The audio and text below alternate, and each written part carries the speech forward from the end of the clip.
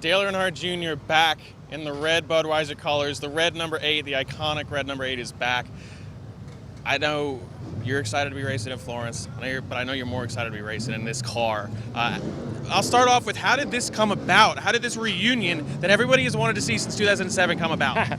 We just called Budweiser up and asked them if they wanted to do something since the 8 was no longer licensed. We could if we wanted to, and we pitched them a deck of an idea and what we've done in the past with some of our partners like Sundrop and Bass Pro with this car, and they were all about it. So I didn't expect it to get this much excitement. I'm glad the fans are happy. There's a lot of folks here today that are wearing their old Bud stuff, and it's good to see. But car's driving good, and hopefully we'll have some fun in the race. What is cooler for you, the fact that you're back in it, or the fact that so many people are so excited so many years later to see this car back?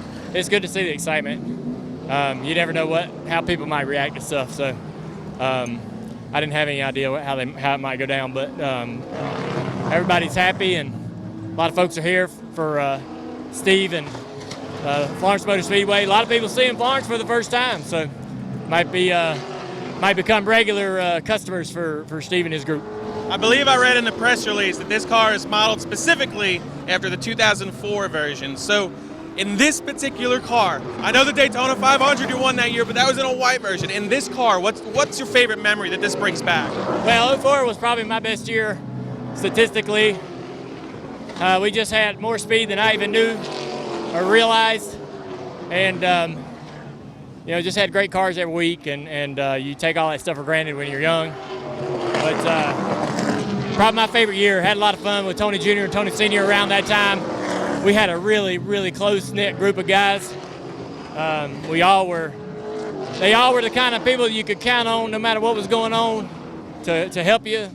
And that's the great thing about, life really, is relationships. And so I hope hope we can do a good job in the race, and we might run a Bud car again. You never know. We might do it again. We'll see how Bud enjoys this and if they want to do it some more. Now, I know whether you win or you finish 10th, a lot of Budweiser is going to be getting drank at the end of the night. But how cool would it be to add, I think you're over 20 wins in these colors. How cool would it be to add another win in these colors?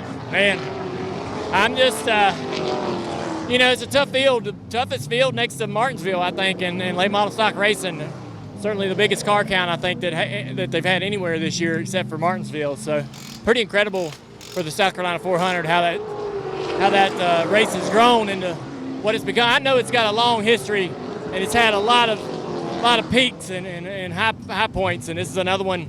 I just want to run good, have fun and run good, and yeah, shoot. I mean, hopefully eventually one of these days we might sneak in and get a win somewhere, but hopefully we just get in the race and have a good strong run and some good battles with some of you guys and have some beers afterwards to talk about it. Now, last question. You've made it no secret over these last couple of years since you've gone back into late model racing, and qualifying's not been your strong suit. With this many race cars, how are you feeling after these couple of days of practice of not maybe having to run these heat races tonight? Oh, man, I'll probably I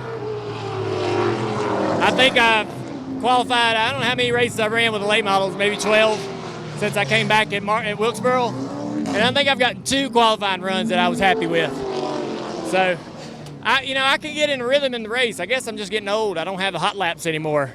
But when the race starts, I can get into a rhythm. And I like running the long races because I can figure it out and save the tire and maybe outsmart a few of them that way. But man, to get in the car and just go out there and make a mock run, you got to be doing this every week, every single week, to really know exactly what the car can do. And the problem for me is I never can nail it. I either overdrive it or underdrive it.